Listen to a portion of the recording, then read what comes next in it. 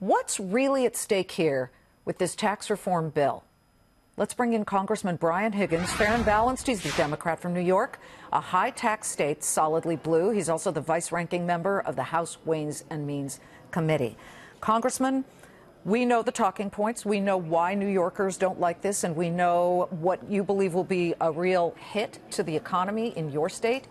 Tell us, though, how you anticipate this affecting other states, even red states, because I think that's a story that has not yet been told, and I know you guys are raring to tell it. It's not going to change much, but what do you think is really going to happen here? Well, when the federal income tax was put into place, so was a deduction, the ability to deduct state and local taxes. And that was viewed as protection at the time, to keep the long arm of the federal government outside of state and localities. So that was protection that's been now stripped away, or at least reduced. The multiplier effect of that we don't really know at this point, but New York, like California, like Texas, are high tax states with high populations. But in New York we send $40 billion each year more to Washington than we receive in services and various parts of the federal budget. Which then, if I'm correct, gets used in government outlays to lower tax states, many of them red states. So right. there is that imbalance where New Yorkers, New Jerseyans, Californians pay more in than they take out. However, maybe that's a signal to the states' governments, the governors, to lower taxes in those states.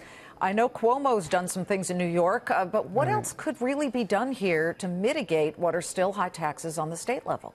Well, I think we should understand that I think that, too, is a talking point to say that, local folks don't need protection but for the high tax states.